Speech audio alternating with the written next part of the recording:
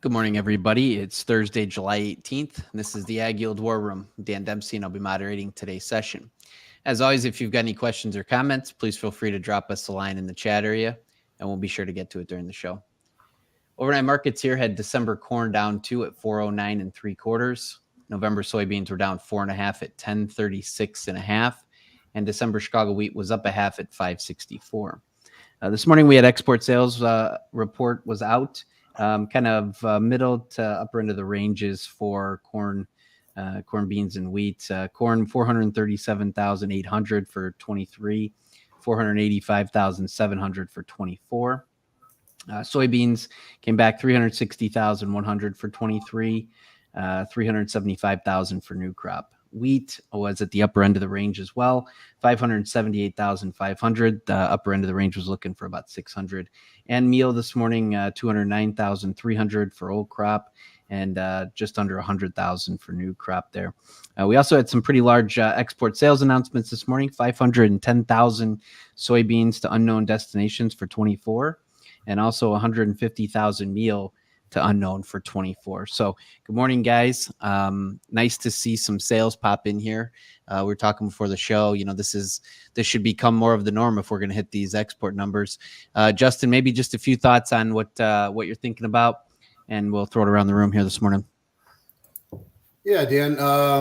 Obviously we've come into basically zero new crop sales to China going into this time frame. So the big question is, what their total imports are. They've taken a lot from South America. We've talked about this a lot of just they've shied away from U.S. purchases. So the question is, are they going to try to catch up and get some sales on? You could argue that there's a lot of debates on if Trump's starting to look like the favorite candidate here. There's been are we selling off because of fear of more tariffs and more trade type wars with China? The flip side of that is, what if China wants to, buy more before that kind of an outcome, maybe shore up some more supplies. So I think there's two sides of that story to what, and it's impossible to know how China thinks, but they are way behind on purchases from the U.S. Do they want to start? We're on a $2 break, basically straight down. It wouldn't surprise me that we see a lot more that's starting to happen at these lower levels going into kind of an uncertain time.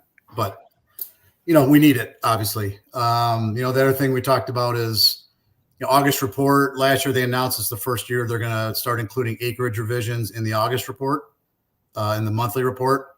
So I think that's something to kind of look out for. They, talked about how many acres were left unplanted in the June report. So just another variable to keep in mind. So you've got, kind of yields and acres that could be fluctuating here. A lot of different opinions on yields, obviously, and what a good yield means. You look at planting conditions are obviously good in the heart of the belt, some trouble areas. And I think none of us really know what that means for, are we on pace for a trend of 181? Is it a few bushels below or above? I mean, that's a big difference on outcome of price and situation that we have here. So last year was, I think, the 5th or 6th year that we were below trend, even though it was a record national yield. So we've had a hard time in the last 6 years of being above that actual trend line number, even with some pretty good growing seasons in there. So that's the $1 million question here. Yeah. Dustin, what's on your mind here this morning? Yeah, just to kind of piggyback on that same idea of trend. Yeah, I really wouldn't be surprised. And we were talking about it the last couple of days. Like, you could tell me it's a 177 to a 184 yield, and we wouldn't be surprised with either outcome. One thing that I have been hearing anecdotally, and if there's anyone that can kind of show me examples of this is not happening that way, but aerial application orders of fungicide are down quite a bit this year, and there might be some divestment just because we've had the wind taken out of our sails, and and it's hard to go out and spend that $30-$40 an acre when we have prices that have dived down well below profitability. We've also heard a little bit of just tightening of credit. That might be part of the reason as well. So either way, that's just one more kind of notch of like what, all those things that we see often in those really low price years is we see upticks in prevent plant. And sometimes we don't see the best yield out of them. Divestment in the crop could kind of lead us to just question if we're going to make this like way above, trend line beat like we've seen in a couple of those other years where we haven't touched trend in a while and all of a sudden we surpass it by quite a ways. Now, with that said, we've had some really good weather, and I would say our client base would mostly tell us pretty good things about crops as a whole. So I wouldn't be surprised either way. I just want to kind of keep that in mind that it's not necessarily set in stone that we're going to go blow out trend line yield this year. That's a good point. I mean, looking at longer term weather this morning, I think like the next 10 to 14 days is like unseasonably cooler temperatures as well. So you're lining up for a really strong pollination, at this point. Yeah. I mean, I think, to those years you look at, 2004, 1994, even 14, maybe 24 is the next one. But all those years, you really had to finish strong all the way through. You had really cool, good filling weather. As far as the years that kind of really went over trend, you just kind of you kept the stress level to a minimum the whole way through. So we're July 18th up to. I mean, obviously the market has said we've had nearly ideal weather to this date. To really pack on the yield, you need those high test weights, low stress, cool temperatures, spoon feed it moisture. So yeah, it's the potential's there. The question is, does the market get a little ahead of itself or not? What does a 181 to 184 5 yield look like? That's where you could start getting into the much below $4 range in the short term if it was a 4 or 5 bushel over trend type number. I think that's what it would take to really press things down into the mid threes or something like that, because the math of where crop insurance floors kick in go down, right? So if you start getting way over your APH, your effective floor from crop insurance keeps decreasing.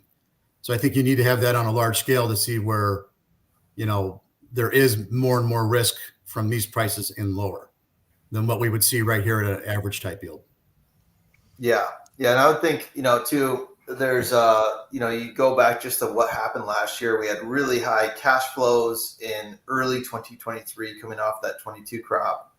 And so it's kind of the perfect storm for delayed pricing mechanisms, whether that's put on DP at harvest of 23 or it's put in the bin unpriced. That the need to raise cash might not have been as high at the end of 2023. And I think we've talked about this ad nauseum where, there seemed to be quite a bit of the old crop corn that was stored in the bin while beans were sold off the combine or sold early on in that marketing season.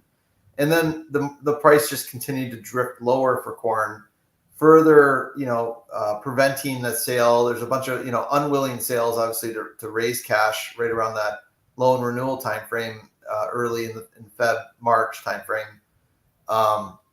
So like, if that's still somewhat of an issue, you go back to years like 2016, 2017, we made pretty hard lows into late August. And there's a reason we believe that happened was, when you have delayed pricing mechanisms, where a lot of those are carried on paper, even if the corn's been moved, those have to be cleaned up before we get past the September 1st notice day.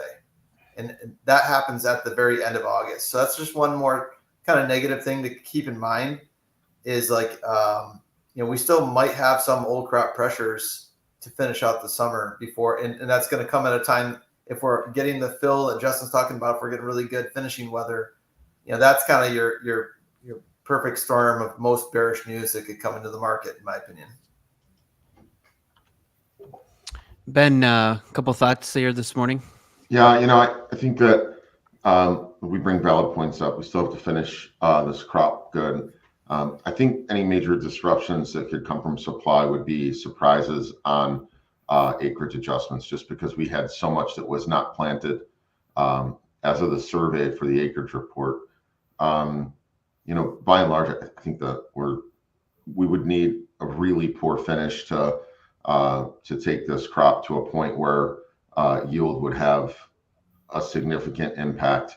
It can happen, but I think the acreage numbers are one, between potential shifts, prevent plan. I think there's some things there that should at least keep managed money for the short term somewhat concerned. We've seen the willy-nilliness of the last two reports, and I think at that point you get a little bit more of a concrete something to work with. So, that'd be my first thing. And I think that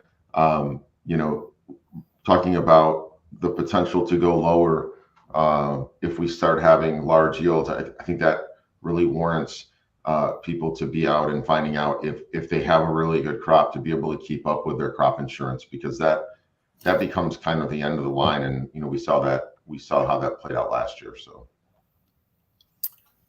yeah, and I just want to add one more point. Dustin kind of brought it up, but we've talked to a lot of banks. Part of kind of how we deal with our clients, as most of you know, and I think there's a lot of growing concern here on working capital in general. Dustin alluded to it, that some people running out of cash to do some of these extra applications that maybe they would have normally done. But if you look at what happened between last fall and today, last fall a lot of the banks got their working capital, and they kind of checked in with clients and had all their projections. A lot of those bushels went unsold and just went into storage after crop insurance expired, and then we had a massive sell-off. And then really we've never really recovered, and we're continuing to sell off for the next crop. So we could have some kind of historical working capital drawdowns in a 12-month period. So that could also force some kind of not normal behavior by some growers out there that really have to free up cash and clean up some old loans and some debt that's been rolled forward at lower interest rates, and now they're at much higher debt service costs. So it is a different environment than we were used to, many years before. So debt service is a big issue. Interest rates are a big issue. Like Dustin said, we've had such a high cost of production to start this year. So you could see some just not normal type things that have to happen between now and the end of the year too. So just kind of keeping that in mind of, kind of just the environment that we're heading into and what the attitudes might be because cash has gotten tighter. That's a good point. Rylan, we got a couple minutes here. I know we've touched on it a couple times. We'll have cattle on feed out tomorrow at 2:00 Central. What else is going on in livestock? Yeah, I think the big big news yesterday was that cash is starting to pick up. So we saw a little bit of 188 trade in Texas and some 187 to 188 in Kansas. So it's definitely a little bit better than I think the market was expecting. So we saw a little bit of a rally. August led the charge and kind of popped up back over the 25-day moving average. So it seems like a really good sign. It just, you could tell there's a little bit of caution just before this report. So we'll see if that kind of bleeds into today's trade. But, you still had a weaker beef quote yesterday, both choice and select. Choice coming in at 318.16 down $1.10. So you're still kind of leaking lower here in that side of the market, and that's really where I think some of the negative sentiment came from. But waiting for the northern trade to really develop, I think that's going to be pretty influential here. If we see any kind of weakness in the northern side of the cash market, the market may take notice. I mean, there is still a big discount here on the board, but we've seen this in the past. You get some bad news in these big discount markets, or right ahead of a report, we can sell off pretty good. So I think that's just a little bit of a cautionary tale right now on that side of the market. But yeah, cattle on feed is going to come out at 2:00 tomorrow, and we will trade that on Monday. So we'll see what the numbers actually say. It's still looking for 101 on feed, July 1. Placements in June at 97 with still a pretty wide range of expectation. Could be down as much as 10%, and a 92 as far as marketings go. So we'll see what that says, and just kind of evaluate Monday morning and on late Friday afternoon. There's a little bit of Chinese data too. Thought it was kind of interesting just on the beef side of the market, just considering year-to-date beef imports in China rose 17% year over year. So it seems like that taste for beef is still growing. It's still pretty strong in China. So overall, I think with that in the market, I think it's something to be cognizant of, just maybe some longer term support in general, at least another talking point to the positive side of the market. So Very good. Appreciate that. We're just coming into the open here. We got December corn down 2 1/4 right now, 409.5.